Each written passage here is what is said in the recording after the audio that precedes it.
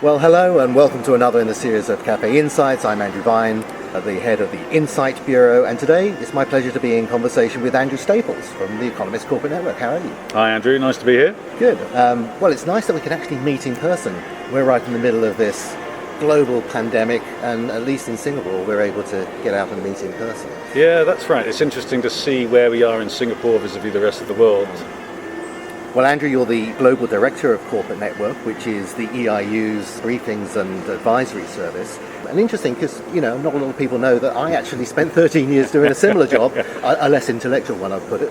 But I used to work at the Economist Corporate Network for 13 great years on conferences and events and briefings, all of those good things.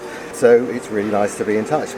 You, more than anyone that I know in Singapore, is really has that touch point with corporate executives running the region, understanding a lot of the things that they're going through. So I thought it would be a very useful time to have a conversation. Yeah, indeed, and great to catch up.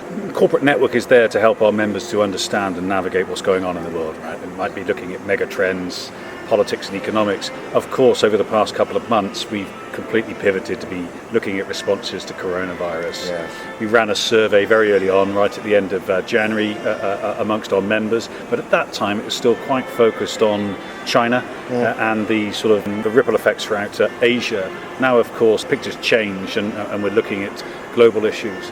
So yes, I mean, look, we're in constant communication with our members. We're sharing our analysis with them, but more importantly, we're asking them how they're getting on. What are their challenges? Where do they see bright spots? How are they dealing with the problems that they're facing? Well, I can imagine, a lot of companies are having to put their priorities firstly on their staff and business continuity. But, how easy is it for them to have any semblance of normality in running a business in the region now? Yeah, very difficult. So early on, and remember that this coincided with the Chinese New Year, so I think thinking about firms in China, a lot of their people were out of the country, and still many of them have not gone back. So you've not only got the challenge of the domestic economy sort of being gummed up, but you've got a lot of your key people out of the region as well. And you're right, the sort of priorities have changed over the past 2 months from where are our people? Are they safe? How can we keep the business running? How do we work with the local ordinances from government on working from home and all the rest of it? To now we're facing a much more severe downturn. How do we shield our business for that, or how do we position for the next few months, which really are going to be very, very challenging? Well, the thing that businesses hate more than anything else, of course, is uncertainty. And it's like nobody has a view. I mean, you and I were talking a little earlier about you can't just come out and say what will happen, but you can talk about various scenarios. Absolutely. And I suppose at every point in time since Chinese New Year time, we thought we understood what was unfolding, but things have even overtaken expectations of what might happen. It's hard to start to even think about what the new normal is going to be about this, but the economic implications of what's happening now are possibly more scary. So let me pick up on a couple of points there. So one of the sort of immediate issues that has emerged over the past couple of weeks, I would say, sort of coming up the agenda is liquidity. And if you go back to the global financial crisis, a credit crunch, and are we looking at something similar there? But in a slightly different context, as this dash for cash, for example. So companies are making sure they've got their credit lines. They're thinking about how they interact with their suppliers and with their customers as well, which is a whole set of issues. Going back to the point on scenarios, though, that's really important, and we do a lot of this. I mean, beginning of last year, we did a session on sort of competing scenarios for the US-China trade war, and how that might unfold, and how you might position for those. The type of questions that you could be asking your senior leadership team in this type of scenario. So over the past couple of weeks, the EIU have put out some really interesting scenarios for the global economy, for the Chinese economy, looking at there's a baseline there, and then an optimistic, pessimistic, and a nightmare scenario. And it's been very interesting to talk those through with a lot of our members. And by and large, most of them would plump for that sort of baseline scenario that we outline. But there are people in certain sectors who have a far more pessimistic sort of reading of things. Well, certainly some sectors are going to be hit more acutely than others, amongst the airlines and hotels. People in the events business, which obviously we support. But the worry, I think, is that as companies start to fail, it's going to be a downward spiral, and it's going to be quite a crippling period ahead. Yeah, I mean, let's not sugarcoat this. It's both a demand and a supply side shock to the economy, which will take a long time to recover from. Now, going back to scenarios, one of the scenarios that we were talking about a few weeks ago is, preparing for a rebound, and where would we see that? Because you would certainly look at other shocks that we've seen, such as SARS, such as the global financial crisis, and you'd be looking. As all of that investment in capital equipment, for example, isn't made at the moment, all of those investment decisions, hiring decisions are all put on hold. You would fully expect those to come roaring back at some point. And I think in Asia, we were looking at that maybe 2 or 3 weeks ago, up until the point where things started to really deteriorate in Italy, the rest of Europe, UK, and now North America as well. So, I mean, this is a new normal to be adapting to, and gaming out that type of new normal through different scenarios, I think, is a really useful exercise to do. I've heard a few people say that in the post-COVID world, we may well find that Asia is going to come out of this looking a lot better.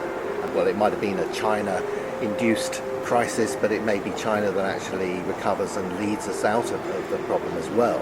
Yeah, so I think that there are a few things in there. I mean, look, China's a one-party state. If it wanted to be, it could be very quickly a majority command economy quite quickly, as we're seeing places like the UK. A lot of talk about a wartime economy, and i.e. a much greater role for government directing resources and so on. So China could put its resources to work. They did this in the global financial crisis with infrastructure spend. We just published a new piece on what the Chinese fiscal stimulus package could look like. We think it'd be much more targeted around consumption and keeping businesses afloat and so on. But there's sort of underlying trends as well around, for example, in Southeast Asia, demographics and the adoption of technology. China, the rest of Asia has been well ahead on let's say, e-commerce, e-payments and so on. And clearly this is going to accelerate those uses. So in some areas, yes, you could also look at Japan, an economy that struggles to grow at a percentage point, if it's lucky a year, and it will certainly be in recession this year. However, right at the forefront of dealing with those demographic challenges and a lack of people in the labour force, severe labour shortages in Japan. So automation, IoT, this is the part of the world where we see all that put in place. I mean, I'm trying to think back, because I was working at The Economist during the SARS period, and I'm struggling to remember now quite what it was like then. I think this is obviously much, much bigger, but we have the ability to cope with this so much better. When I think about the technologies that are allowing us to communicate, remote work, do, like you say, do e-commerce and do so many, the more that economies are pushed into the service sector, there's the more chance that they can actually adapt. Yeah, that's right. I mean, one of the challenges for Asia as a whole, China in particular, is that it's still the manufacturing, the workshop of the world, and it needs to climb up that ladder towards the higher value added, the services and so on, and maybe this will be a spur there. Speaking about ourselves, I mean, Corporate Network is all about bringing people together and sharing insights from our side and hearing from the members. We've had to pivot to do a lot more online, and that's being very well received. We do see that there's a very strong demand for clear, cogent, objective analysis. Plus, and I think this is really important, what are my peers doing? How are they reacting to this? What sort of measures are they taking in that sector, and what can I learn from that as well? So, a lot of people are really challenged, but there's demand for that type of insight and analysis, I think, is very, very high. And of course, with so many hopes and aspirations for organisations globally resting on Asia, part of the job as being the regional director is thinking about its future. So there's three horizons. There's today, worrying about people and the business continuity, the medium term, which is like, what we're supposed to be doing today, but also charting the future, the strategy that's a big promise for organisations. Very hard to take that long-term view at the same time as worrying about everything in the shorter term. How are people coping with that? Well, you're exactly right, and one thing that we're trying to do is not take our eye off that ball. Things like the US-China trade war haven't gone away. The geopolitical tensions haven't gone away. In fact, they've probably been sharpened. Who's going to be building your 5G system and all the rest of it? These things haven't gone away.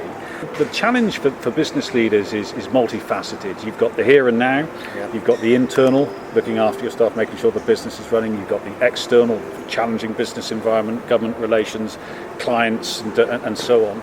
You've also got your audience here in Asia, but you've also got to be reporting back to people in North America, in Europe, and shaping the message from here as well. So whether it's the here and now, dealing with COVID, over the next 6 months, 18 months, how will the trade war unfold and all the rest of it, or the longer term, which is a much more positive story, of course. Those drivers of growth are very apparent within the region.